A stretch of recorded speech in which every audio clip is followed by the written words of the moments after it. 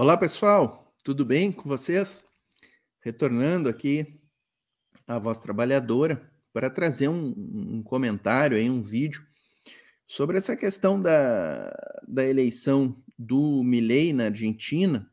Eu estou trazendo aqui, vou reagir um vídeo do Breno Altman, uma das melhores falas que eu ouvi, explicando aí a vitória do Milei e trazendo grandes reflexões e grandes considerações para nós do campo progressista. Eu acho que todos os políticos, especialmente, que estão na linha de frente aí da política, o pessoal do governo Lula, deveriam ouvir estas reflexões aqui que o Breno Altman traz sobre a vitória de Milei na eleição argentina.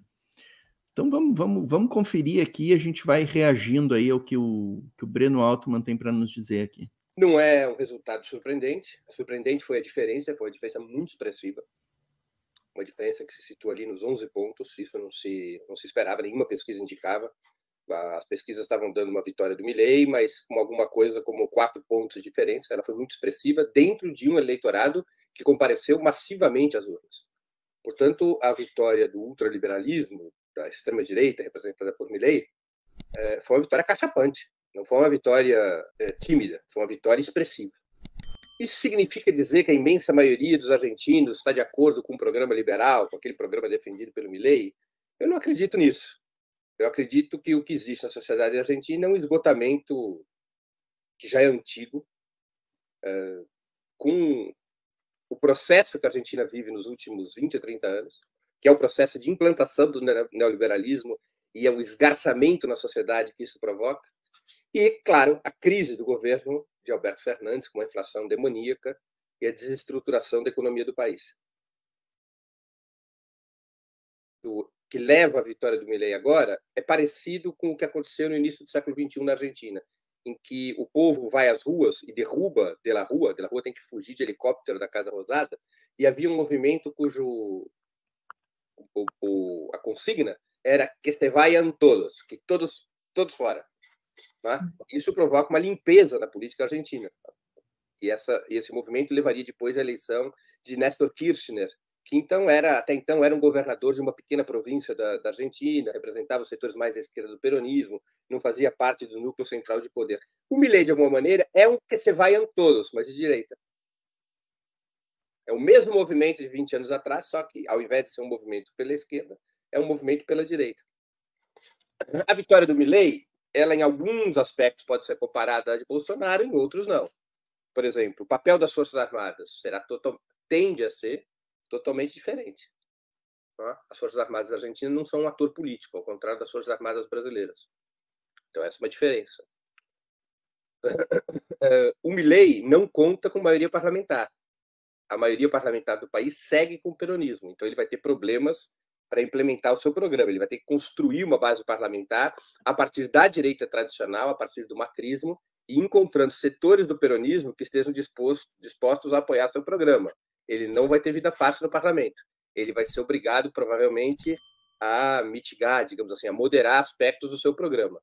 A tendência do Milei para poder governar é, em algum nível, praticar estelionato eleitoral. Quer dizer, ele foi eleito com um programa, mas ele terá que implementar outro programa para governar. Ele não vai ter maioria parlamentar para o programa que ele propôs. Eu acredito que ele vai ter uma versão um pouco mais moderada do programa que ele propôs. De toda maneira, eu acho que ele vai, como o Bolsonaro, estressar a política argentina, estressar a democracia liberal argentina, porque ele vai tentar jogar a opinião pública contra o parlamento no qual ele é minoritário. E talvez ele possa contar, aí vem uma diferença importante, talvez ele possa contar com uma certa aliança no Poder Judiciário. O Poder Judiciário pode ser um aliado de Milei, ao contrário do que aconteceu com o Bolsonaro. Bolsonaro conseguiu estabelecer uma aliança com o parlamento, mas ele não teve vida fácil no Judiciário. O Milei pode ser o contrário, ele pode ter dificuldades parlamentares, em função do peronismo manter maioria, mas ter alguma aliança com o judiciário. Aqui, ponto extremamente importante, né, pessoal, que o Breno Altman toca aí, o judiciário argentino é extremamente reacionário e direitista, mais ainda que o brasileiro, né, o brasileiro também é um pouco, e esse ponto é importante, né, o ponto da democracia burguesa, né, porque assim como a democracia burguesa tem freios para aplicação de programas progressistas, ela também pode ter freios para implementação das políticas da direita e da extrema-direita. E a Argentina vai nos mostrar isso aí. O peronismo tem ampla maioria no Senado, especialmente no Senado. Na Câmara dos Deputados ali da Argentina está bem parelho, mas com número de cadeiras favoráveis ao peronismo, como o Breno Altman falou.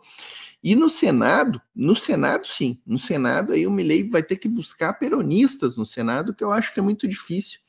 E como o Breno Altman bem falou ali, ele vai ter que fazer um estelionato eleitoral se ele quiser ter governabilidade, né? O que eu acho muito difícil. Eu acho que o Milei vai ter muitas dificuldades para implementar qualquer tipo de política na Argentina.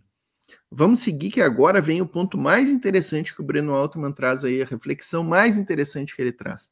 De toda forma, o que venceu na Argentina é esse programa ultraliberal disfarçado de um discurso antissistema, um discurso forte antissistema que consegue mexer com as pessoas por conta da deterioração da vida econômica do país e da deterioração da democracia liberal, que é um fenômeno mundial e que na Argentina adquiriu conotações mais fortes em função da desagregação econômica provocada pela inflação. Então ele se apresentou como antissistema e como antissistema ele conseguiu formar uma ampla maioria. Desde os anos 20 do século passado, portanto, desde a ascensão do Mussolini na Itália, numa situação de crise estrutural da democracia liberal e de grande polarização, governos moderados são a antessala do fascismo. Governos moderados, desde os anos 1920, são a antessala do fascismo em épocas de polarização, ao não enfrentarem estruturalmente os problemas econômicos e afrouxarem a disputa político-ideológica,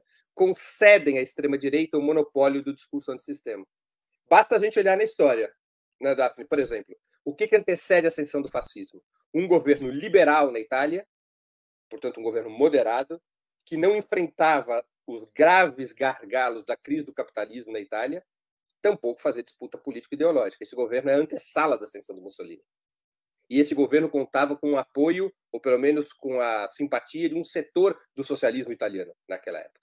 A República de Weimar, na Alemanha, que se prolonga de 1923 até 1932, lapso sensu, é a antessala da ascensão do nazismo, porque a República de Weimar tampouco enfrenta os graves problemas estruturais da economia alemã e tampouco faz o embate político-ideológico. Então, ela antecede a ascensão do nazismo. Tá? E assim vai. Nós vamos ver ao longo da história que na República Espanhola, o governo republicano espanhol foi incapaz de enfrentar os graves problemas estruturais da economia espanhola, do capitalismo espanhol, de gerar uma ruptura com o sistema que estava em crise. Ele não tem forças para deter a ascensão e a vitória na guerra civil do franquismo. E nós vamos analisando na história e a gente vai ver sempre isso. Vamos pegar a América Latina de hoje. Quais são os governos mais estáveis contra a extrema-direita? Veja que ironia, são os governos progressistas ou de esquerda mais radicais. São os mais estáveis. A começar pela Revolução Cubana. A Revolução Cubana, com todas as dificuldades econômicas, ela não é afetada por ascensão da direita. Vamos pegar a Venezuela. Com todos os problemas econômicos, com todo o cerco norte-americano, a estabilidade política do governo Maduro é muito superior à dos demais países da América do Sul. Um caso mais moderado do que a Venezuela, mas também dentro da família de governos, vamos dizer assim, de experiências mais radicais. Bolívia. Foi lá que o golpe foi derrotado com maior facilidade e conseguiu se recuperar, se retomar o fio da história. São mais estáveis, desculpa, são mais estáveis internamente, mas externamente a pressão é brutal, né? Claro, estáveis internamente, politicamente estáveis. Quanto mais radical a experiência política, esses governos de esquerda, mais estáveis internamente. Quanto mais moderados, mais instáveis. É uma coisa curiosa, né? Porque o senso comum deveria nos levar a pensar o contrário. Quando você está sob uma ofensiva da extrema-direita, você tem que moderar o governo para poder fazer uma frente mais ampla e, com isso, deter a extrema-direita. Não seria o senso comum? Esse senso comum não passa pela prova da história. Olhando para a realidade latino-americana, não passa pela prova da história. As experiências de governo mais radicais são as mais estáveis. Por que elas são as mais estáveis? Porque elas enfrentam estruturalmente a base sobre a qual se ergue o neofascismo, sua base econômica, sua base político-ideológica, os interesses de classe. Quando esses interesses de classe, essas estruturas econômicas, essas concepções político-ideológicas são enfrentadas de uma maneira mais agressiva, o neofascismo recua. Ele perde condições de reprodução. Então, isso a gente tem que observar. Não é fácil, porque como é que você, aqui no Brasil, vamos aplicar vamos dizer assim, essa análise para o Brasil. Aqui no Brasil a gente vive uma situação muito difícil, porque, vamos supor, que cheguemos à conclusão de que seja necessário radicalizar a experiência de governo para melhor enfrentar o bolsonarismo. Com que forças? Se não tem maioria no parlamento, se não tem mobilização social... Tá aí, pessoal. Ouçam Breno Altman, hein?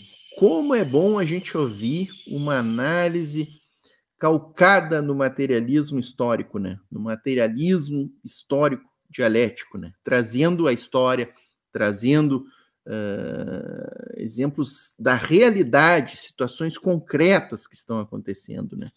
Governos moderados são a antessala do fascismo. Essa é a reflexão central do Breno Altman neste comentário, importante para a gente ter sempre presente, né, pessoal? Acho que tem que ser compartilhado esse vídeo, tem que ser espalhado. Os nossos dirigentes políticos aí da esquerda têm que ouvir esse vídeo, né? Ouvir. Veja ali que o Breno traz exemplos da realidade concreta. Aonde nós temos estabilidade política hoje aqui na América Latina, em Cuba, na Venezuela, na Bolívia, em parte.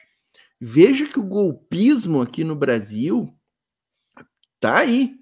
O golpismo está pairando no ar aqui no Brasil, no Chile, na Colômbia, aonde nós temos governos moderados. Especialmente aqui no Brasil e no Chile. Especialmente no Brasil e no Chile.